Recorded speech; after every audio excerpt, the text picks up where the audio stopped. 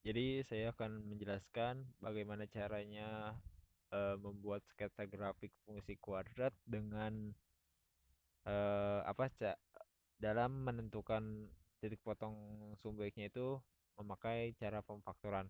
Mungkin langsung aja kita bahas. Pertama, seperti biasa kita tentukan dulu grafiknya ini terbuka ke atas atau ke bawah. Kalau dilihat koefisien X kuadratnya ini positif atau A-nya lebih besar dari 0, maka gambar grafiknya nanti akan terbuka ke atas seperti ini. Gitu ya. Berarti kita lanjut yang kedua. Nah, yang kedua inti pembahasan yang akan dibahas di video ini itu menentukan titik potong atau tipot sumbu X. Nah, kalau titik potong sumbu X itu maka Y sama dengan Fx itu sama dengan 0. Nah, kalau Y-nya sama dengan 0 atau Fx-nya sama dengan 0, maka fungsi fungsinya ini menjadi persamaan kuadrat. Berarti 6x kuadrat min 6x ditambah 8 itu sama dengan 0 kayak gitu. Nah, disinilah kita akan menentukan nih eh, cara pemfaktorannya itu. Nah, kalau cara pemfaktoran biasanya dibentuk seperti ini dulu. Jadi ada x di dalam kurung gitu dan ini sama dengan 0 gitu. Nah, di ini tuh nanti akan ada isinya. Isinya itu bisa plus minus p, plus minus q. Kenapa? Jadi kita akan mencari dua bilangan. Kalau kita kalikan itu akan menghasilkan nilai c-nya. C-nya kan di sini 8. Gini deh, kita identifikasi dulu ya di sini deh. Ini tuh A-nya sama dengan 1, B-nya sama dengan min 6, C-nya sama dengan 8. Nah, kalau kita kalikan nih dua bilangan gitu. Bayangkan dua bilangan, kalau kita kalikan hasilnya 8. Kalau kita jumlahkan dua bilangan tadi nih masih sama, akan menghasilkan negatif 6.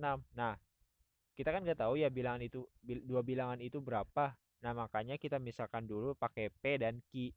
Nah, di sini kenapa tandanya plus dan atau plus minus kayak gini?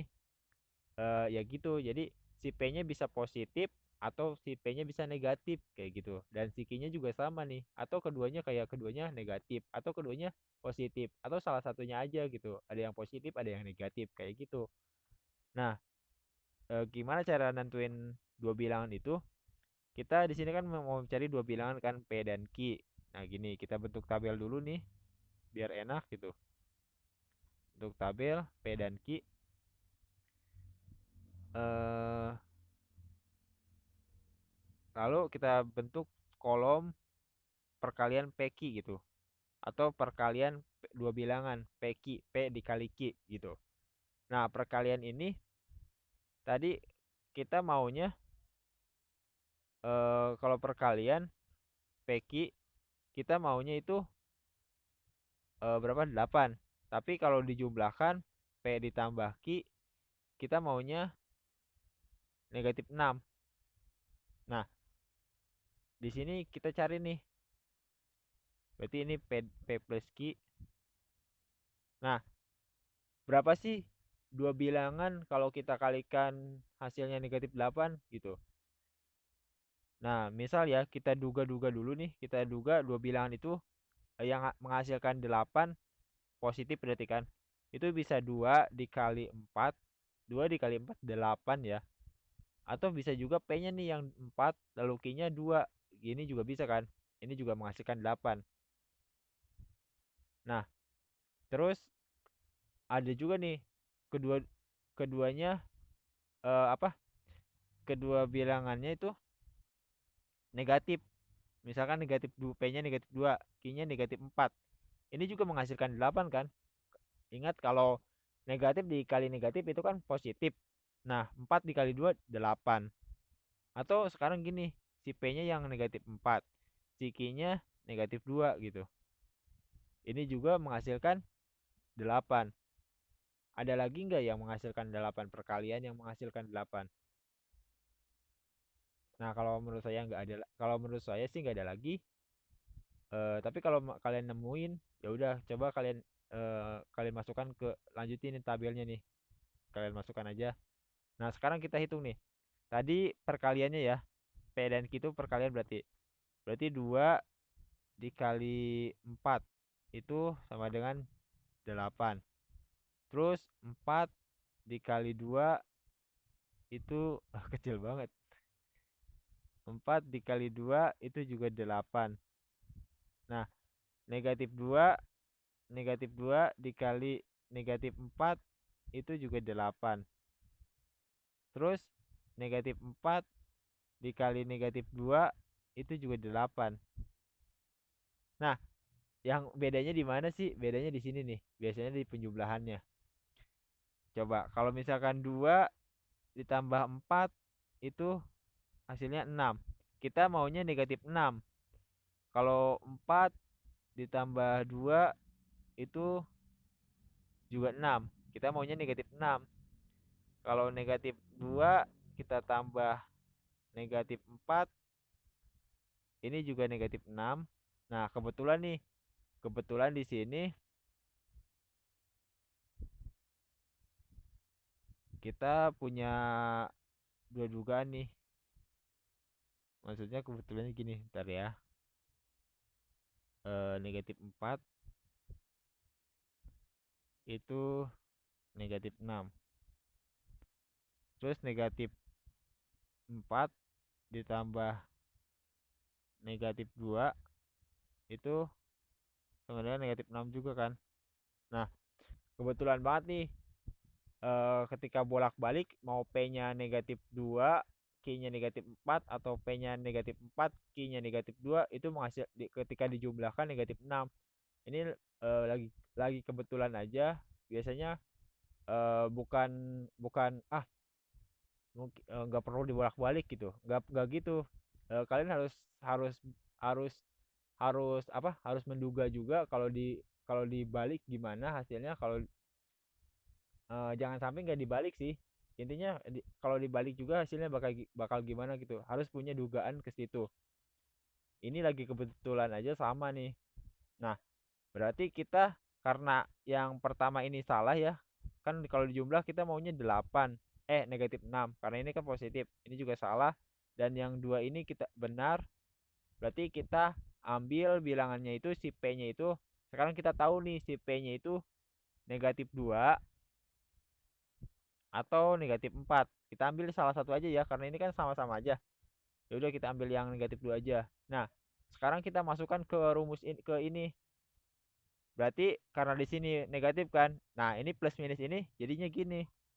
Karena tadi si P-nya negatif 2 berarti X negatif 2 gitu kan. Kita ngambilnya yang negatifnya aja karena kan di sini kan negatif gitu. Terus X si Q-nya juga negatif, negatif 4 sama dengan 0. Nah, kalau udah kayak gini baru kita apa buat membuat nolnya. Kita pisah nih. Jadinya X min 2 sama dengan 0 atau X min 4 sama dengan 0. Nah, kita konsep matematikanya sih harusnya kedua ruas kita jumlahkan gitu. Nah, mungkin gini aja deh ya, biar gampang. Kita di sini kan negatif 2, kita pindahkan ke kanan nih, ke kanan sama dengan kalau pindah berarti jadi positif, jadinya X sama dengan 2 kayak gitu. Atau yang ini juga sama karena di sini negatif 4, berarti kalau pindah jadinya 4 kayak gitu. Jadi titik titik potong sumbu X-nya tipot tipot tipot X di titik 2,0 dan 4,0. Kita lanjut menentukan titik potong sumbu Y. Kalau mau titik potong sumbu Y berarti si X-nya itu sama dengan 0 ya. Kalau kita mau titik potong sumbu Y berarti X-nya sama dengan 0. Berarti tadi kan punya fx kan, berarti f0 sama dengan apa fungsinya x kuadrat, berarti 0 kuadrat dikurangi 6 dikali 0 dikali 0 ditambah 8. Nah, maka 0 dikuadratkan tetap 0, 6 dikali 0 tetap 0, 0 ditambah 8 itu hasilnya 8. Berarti tipot titik potong Y di titik 0,8. Nah, lanjut. Sekarang kita akan mencari titik potong sumbu titik puncak. 4 dulu, 4 dulu, 4 dulu. 4 titik puncak. Kita akan menentukan titik puncak. Titik puncak. Titik puncak itu XP, YP. Nah, XP, YP ya. Berarti gini. Apa? Berarti ingat nggak kalau XP itu kan sumbu simetri. Nah, rumus sumbu simetri itu min B per 2A. Nah, kita tadi B-nya itu yang mana? Yang ini nih. B-nya negatif 6, A-nya 1. Berarti B-nya negatif 6. Negatif 6, A-nya 1. 2 kali 1. Sama dengan negatif 6. 2 dikali 1, 2. Nah, sama dengan negatif 6 dibagi 2 itu negatif 3. Nah, negatif dikali negatif itu positif. Jadinya 3 kayak gitu. Terus yang YP. YP sebenarnya kan udah saya jelaskan ya, ada dua cara bisa kita substitusikan si nilai XP ini ke fungsinya, atau kita bisa pakai rumus ini. Rumus YP-nya itu min D per 4A. Nah, kalau agar kalian terbiasa nih, biar tangan kalian hafal, tangannya yang hafal. Jadi sering-sering aja pakai nih. Jadinya B kuadrat dikurangi 4 AC. Si B-nya itu kan si D-nya itu B kuadrat kurangi 4 AC per 4A. Nah, tadi si B-nya negatif 6. Berarti negatif 6 kuadrat dikurangi 4 kali A-nya 1 kali C-nya 8 per 4 dikali 1. Nah, maka sama dengan negatif 6 dikuadratkan itu 36 dikurangi 4 dikali 1 4 dikali 8 itu 32 per 4. Nah, lalu sama dengan negatif 36 dikurangi 32 itu 4 per 4 sama dengan 4 dibagi 4 itu 1. Nah, ini tanda negatif tetap ya. 4 dibagi 4 itu 1, berarti YP-nya itu 1, berarti titik puncak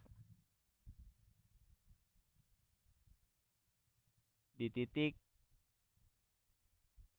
titik koordinat negatif 3, yang ini X-nya kan 3, YP-nya negatif 1. Nah, selanjutnya kita akan gambar nih.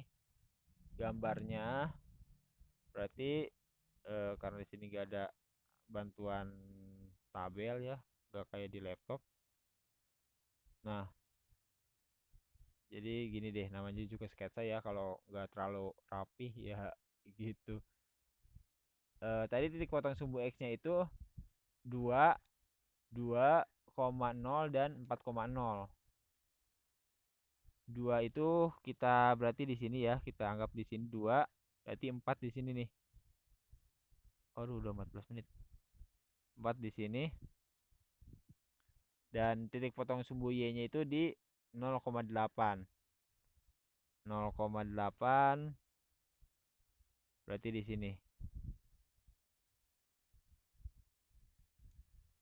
Terus titik potong sumbu X-nya 3, negatif 1. 3 berarti di sini. Negatif 1 di sini.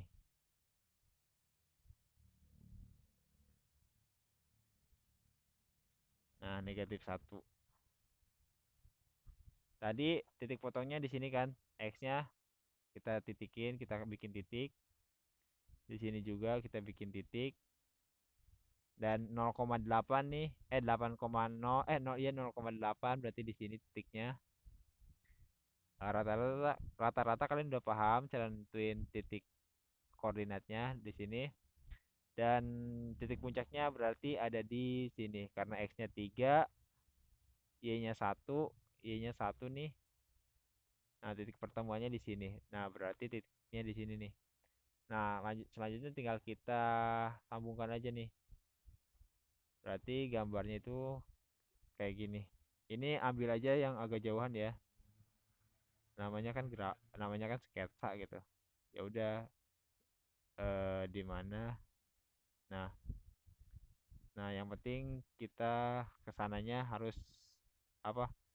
Saling menyambungkan setiap titiknya gitu. Nah, kayak gitu. Nah, yang sini juga bisa dipanjangin lagi nih ke sana gitu, nggak tahu kemana.